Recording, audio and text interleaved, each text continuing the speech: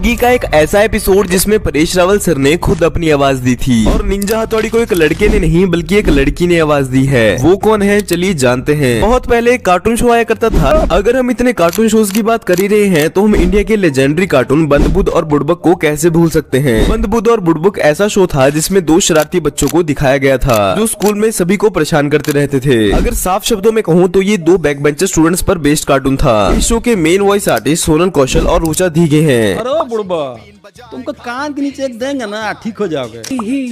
Dubey sir आज मैं homework करके नहीं आया हूँ। हाँ तो आओ अंदर मत आना बाहर ही बैठे रहो। बुद्धदेव हम लोग खेलने चले। अगर तुम हार गए तो मुझे तुम्हारा मेगा रोबोट कार्ड देना पड़ेगा। दोगे मुझे तुम्हारा मेगा रोबोट कार्ड? पार्टनर मैं क्यों दूँ तुम्हें अपना मेगा रोबोट कार्ड, जाओ यहाँ से।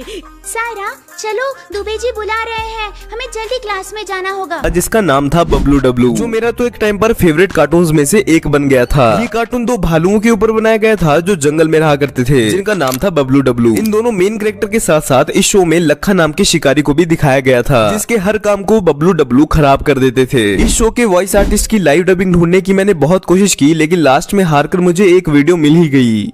मैं काफी समय से दूर हूँ। अगर मेरे घर वालों ने फोन किया होगा तो क्या होगा?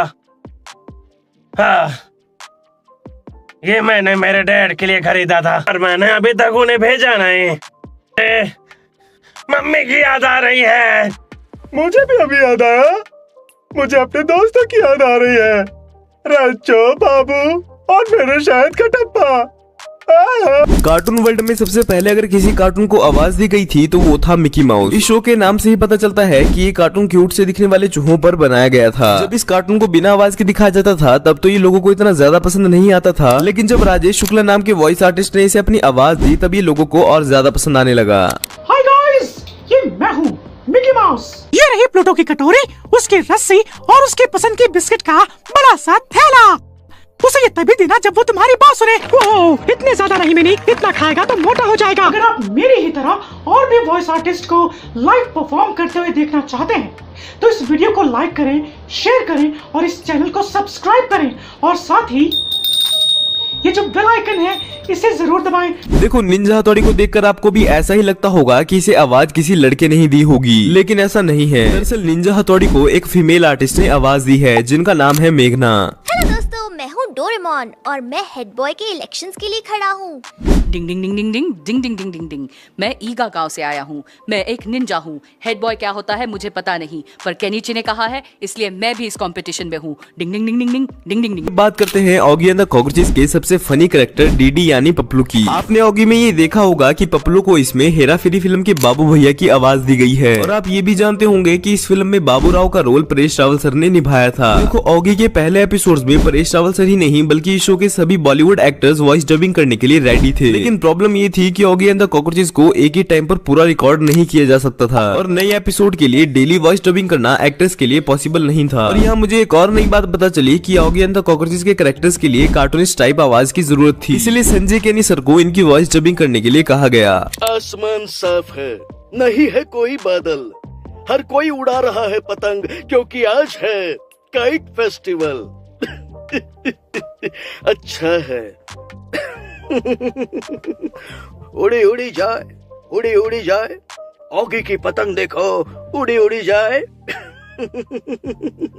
ओए ढील दे दे ऑगी, ढील दे, अपनी पतंग को ढील दे और जैसे ही कॉकरोचों की पतंग नजदीक आए उस पतंग को खींच ले।